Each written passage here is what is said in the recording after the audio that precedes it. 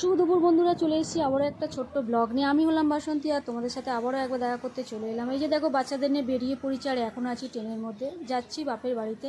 ছেলের পরীক্ষা শেষ, তাই এখন শুধু মজা আর মজা, মানে শুধু ঘোরার পালা।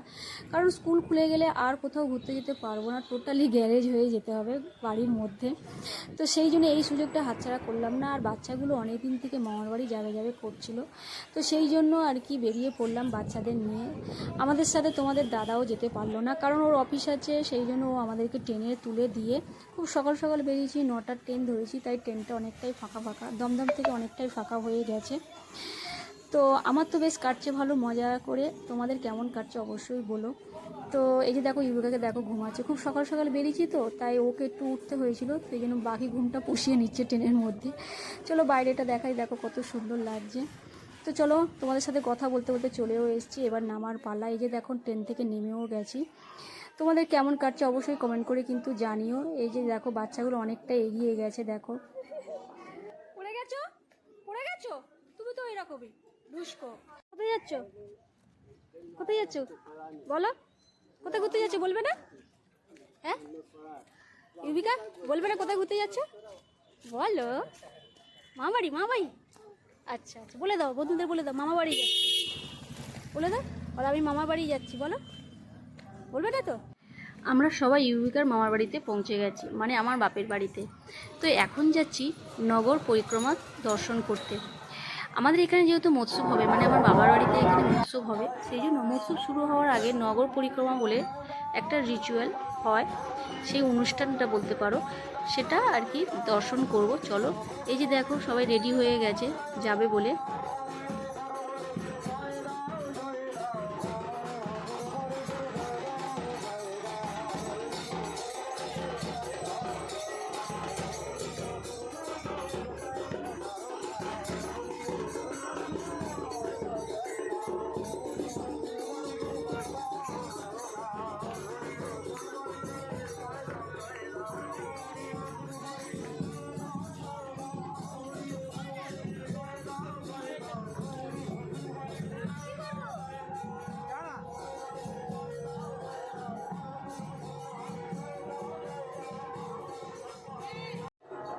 হরিনাম সংকীর্তন করতে করতে সারা পাড়া ঘুরে বেড়াবে। এই যে রিচুয়াল বা এই যে নিয়ম, এটাকে বলে নগর পরিক্রমা।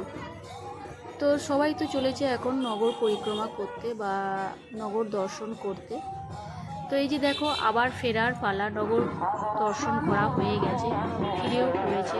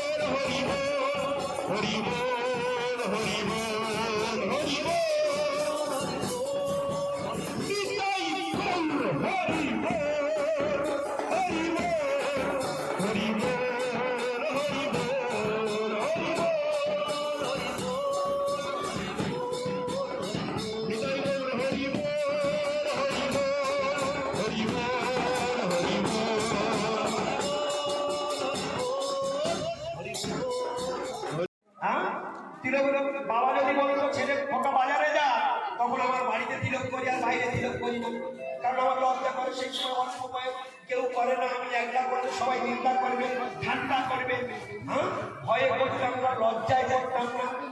বাবা বললে তখন আমি রুমাল দিয়ে মুছে দিয়ে তবে আমি বাজারে যেতাম।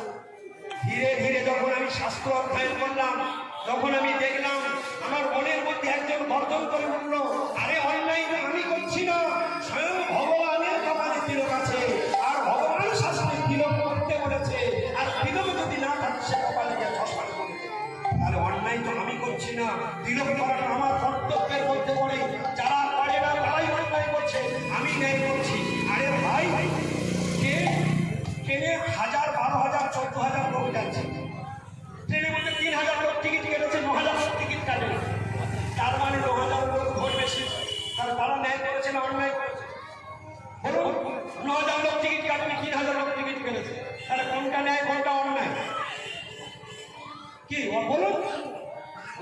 প্রেমানন্দ হরিব।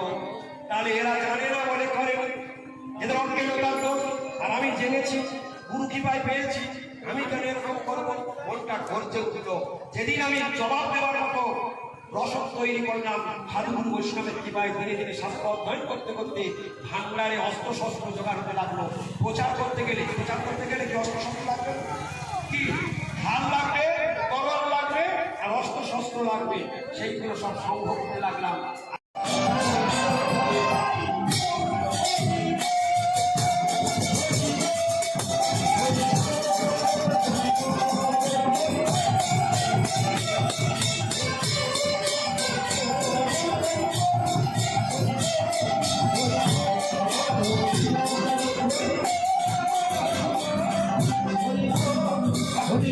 অনেকদিন পর মা বাড়ি এসছে, তো খুশিতে আর কি করবে। এই যে দেখো কি করছে এখন, থামস আপ নিয়ে বাড়াবাড়ি।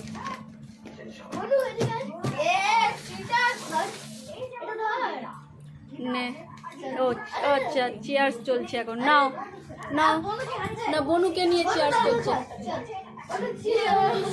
সাবাস, বাপরে বাপ, কি আনন্দ মনে। দেখো পরীক্ষা হয়ে গেছে, মা বাড়ি এসছে, কত আনন্দ। ওই সাবাস, ঠিক আছে।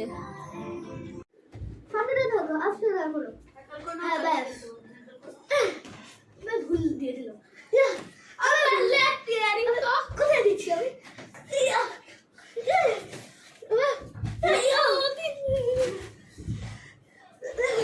দেখা যাচ্ছে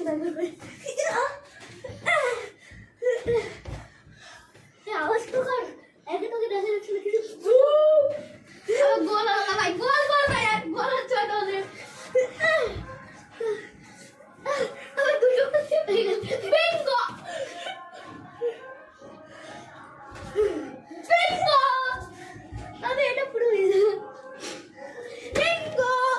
কি করছিস?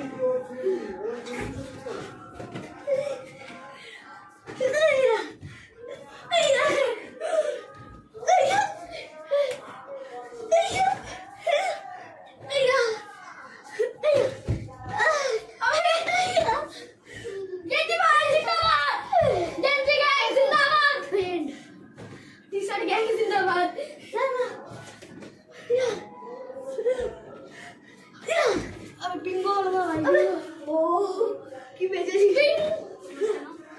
বিঙ্গো, বেঁচেছি। হেডশট, ডবল হেডশট হলো কেন ভাই?